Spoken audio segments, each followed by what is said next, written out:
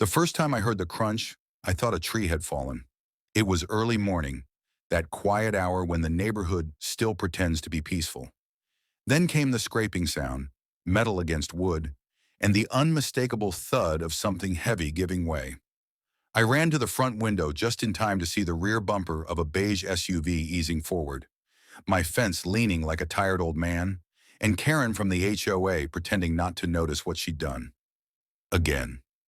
I stood there longer than I should have, coffee growing cold in my hand, watching her straighten the wheel, pull away, and disappear down the street.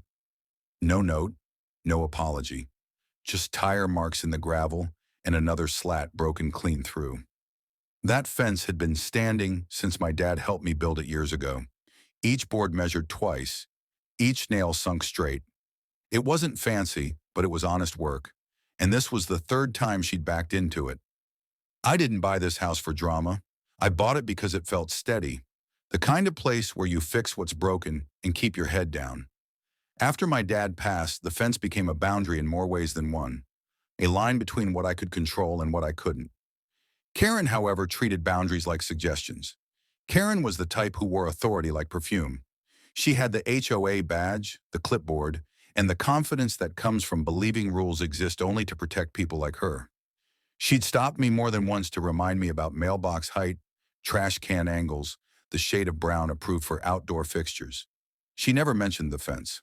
Not once. I knocked on her door that afternoon. She answered with a smile that never reached her eyes. I told her calmly what had happened.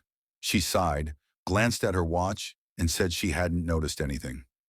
Suggested maybe my fence was too close to the road. The road, mind you, that I'd had surveyed when I bought the place. The line was clear. The fence was legal. Her bumper was not supposed to be there. The HOA meeting that month was standing room only. I brought photos, dates, repair receipts. Karen listened with folded arms and then, with practiced ease, redirected the conversation to shared responsibility in aging structures. The board nodded along.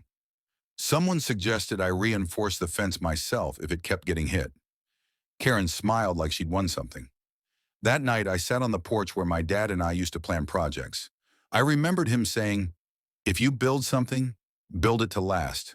And if someone keeps testing it, make sure it teaches them where the line is. He didn't mean harm, he meant clarity. I spent the next week researching. Railroad ties aren't pretty. They're heavy, weathered, and honest, like they've already survived a lifetime. I measured twice, then 3 times. I dug deep footings and set those ties in concrete like they were meant to stay forever. It took days.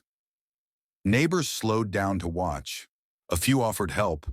No one from the HOA stopped by. When I finished, the fence wasn't taller or closer to the road. It was just stronger.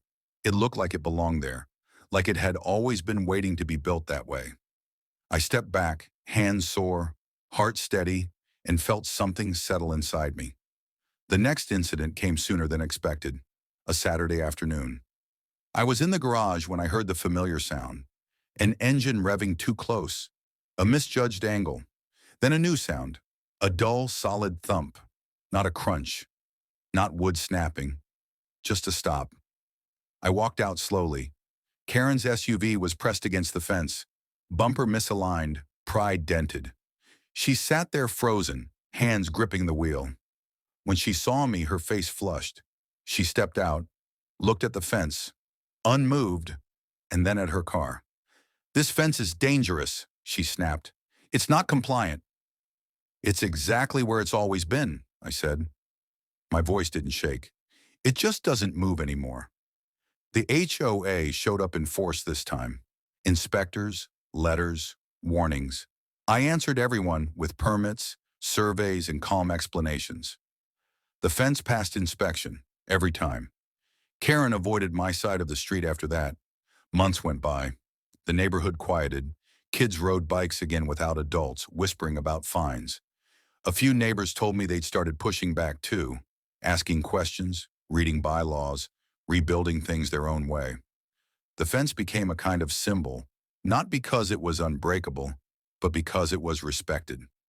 One evening, as the sun dipped low, I leaned against that fence and felt the weight of it beneath my hand.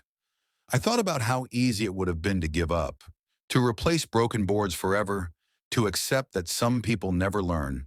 But boundaries matter, not just the physical ones, the ones that protect your time, your effort, your dignity. Karen eventually sold her house. The new owners waved when they moved in. They asked about the fence, and I told them the truth. It was built to last. It marked a line. And it reminded me that standing firm doesn't mean standing angry. The crunch never came again. And every time I pass that fence, I remember that strength doesn't always shout. Sometimes it just stands there quietly, teaching the world how to treat it.